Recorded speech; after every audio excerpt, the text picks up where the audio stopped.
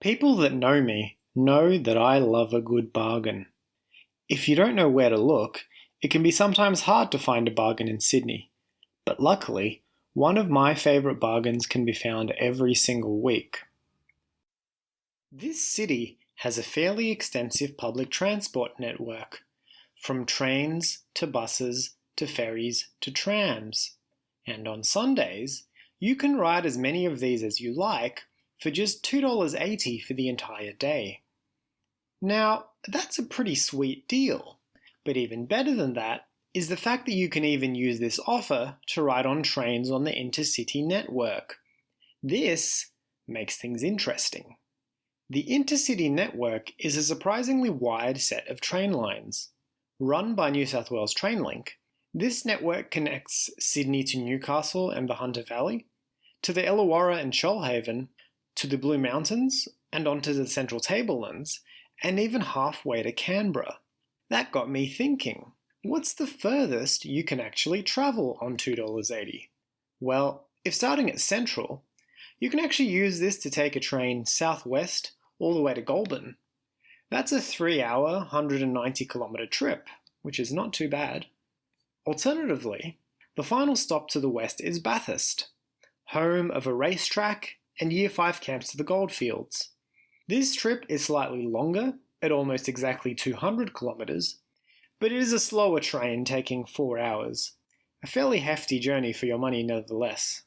Heading along the south coast, you can travel over 150 kilometres to the Shoalhaven town of Bomaderry, but the chunkiest trip by far is in the northwest. You can jump on the diesel trains running along the Hunter Line from Newcastle and get all the way to the town of Scone. In total from Central, that's 276 kilometres. Now, this is a 5-hour trip on CityRail, but it is doable. What that means is if you really wanted to stretch your loose change, you could start at Goulburn and head to Scone. This is a 500-kilometre trip on a single $2.80 ride. Why you would do this to yourself, I don't know, but you could do it, and that's the point here. The trip from Bathurst to Scone is shorter in a straight line, but once you change trains at Central, balloons out to slightly further than the Goulburn option. And it's still cheap as literal chips. That got me thinking. Let's say you've fallen on hard times. Centrelink won't answer your calls, and in the current economy, you just can't find work. You take your last $2.80 and you load it onto your Opal card. You're going on a holiday. Just how far could you stretch it? What is the furthest you can possibly ride using your Opal card in a single day while still taking advantage of the Sunday fares? To find out, I headed to the New South Wales Transport website and constructed the best value, most miserable Sunday out that I could come up with. Now, first of all, some rules and assumptions. I'm going to use the actual Sunday timetables in which these services operate as of the time of making this. This should make sense, but it is a little limiting with regards to how crazy you can get, as what I've found is the longer the train ride gets, the less frequent the trains seem to run. Some routes only run once or twice a day, meaning that you can't, say, hop off a train from Bathurst to Central and then immediately jump on a connection to Goulburn. The timetable just simply won't let you do that. For this exercise, I'm going to assume that the trains will A, arrive on time, B, not be cancelled, and C, not have weekend track work.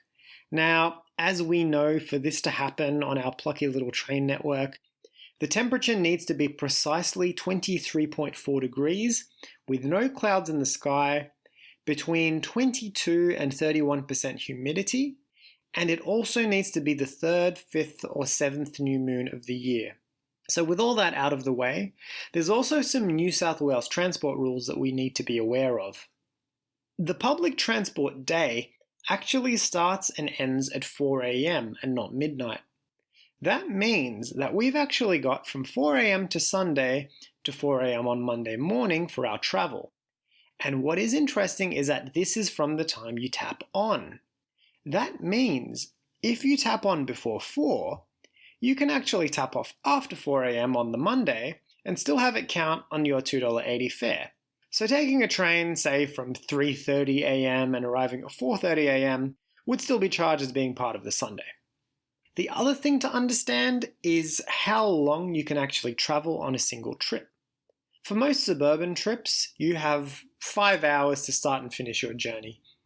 If you either cut in or out of Sydney, which they define as passing through Emu Plains, Macarthur, Berowra or Waterfall, they give you an extra hour. If you do it twice, you get 2 extra hours, giving you 7 hours in total. And finally, if you travel over 350 kilometers in a single trip, for instance, one of the mega trips I mentioned earlier, they actually give you 16 hours before they just assume that you forgot to tap off and just charge you for a trip. This has some interesting implications that we'll get to later. But before that, let's have a look at the craziest $2.80 itinerary that I was able to come up with. To start off, I've started us in the furthest point from Central, which is Bathurst. The first train leaves at 6:07 a.m. and we will arrive at Central at 9:44 a.m. after 3.5 odd hours and 200 kilometers travelled. Next, we can have a nice 30 odd minute layover in Central, stretch our legs a bit, and then hop on one more train going all the way to Newcastle. This will take us nearly 3 more hours. Once we're in Newcastle, we have another 5 minutes, where we can jump on the Hunter line and head to the town of Dungog. This is another 83 kilometers, another hour and 22 minutes. From there, we've got about an hour to kill, so you can check out the town, see the sights, but after that, you need to hop back on that train and head back to Newcastle. It's now 4:58 p.m. and we're in Newcastle. Now, the train that we want to catch back to Sydney doesn't leave for another hour, so we can enjoy the best Newcastle has to offer.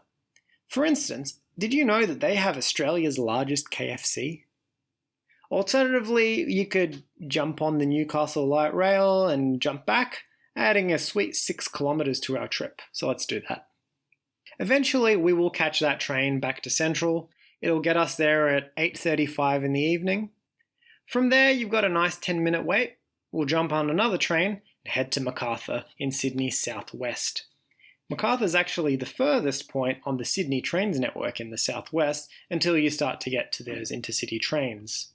You can enjoy an amazing 6 minutes in Macarthur and then head straight back. It's now 11:09 p.m. We're back at Central.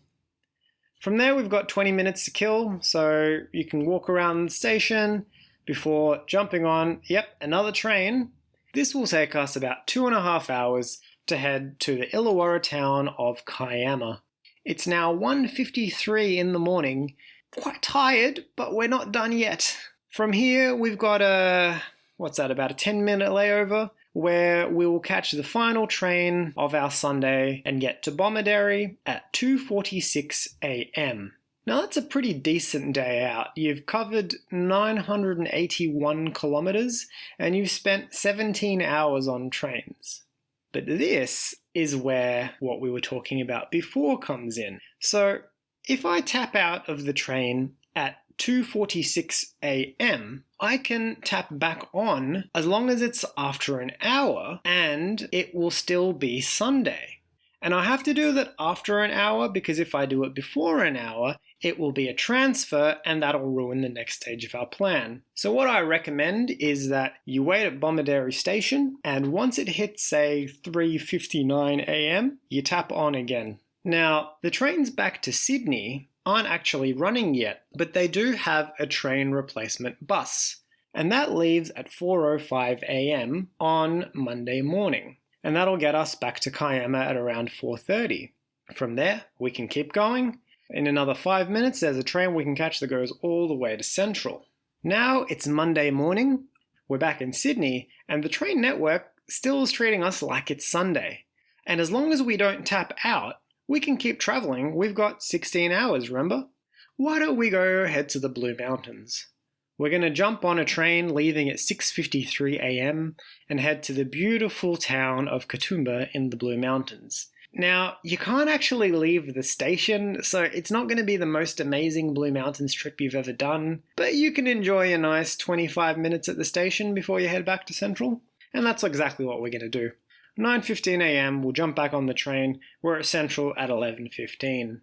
We've now got about an hour before the next train that I was planning on us catching. So what I reckon we do, again, bearing in mind you can't leave the station, is we'll jump on a quick train to Circular Quay where we can enjoy the fine views of Sydney trains. This will add, 6 odd kilometres to the trip, so it's not completely wasted. Heading back to Central, we've got our 12:15 train, which will head us back to our old friend Newcastle. This is another 2-hour and 40-minute trip on top of all that we've done. It's now 2:51 p.m. on Monday, and again, we're still part of our Sunday travels. From Newcastle, we're not done yet. We've got about a 35-odd minute wait, after which we're going to head back onto that Hunter line and go once more to the town of Dungog. I don't know, maybe you forgot your keys there. You can wait 15 minutes, enjoy the sights and sounds and smells of Dungog Station, and then head back on a train.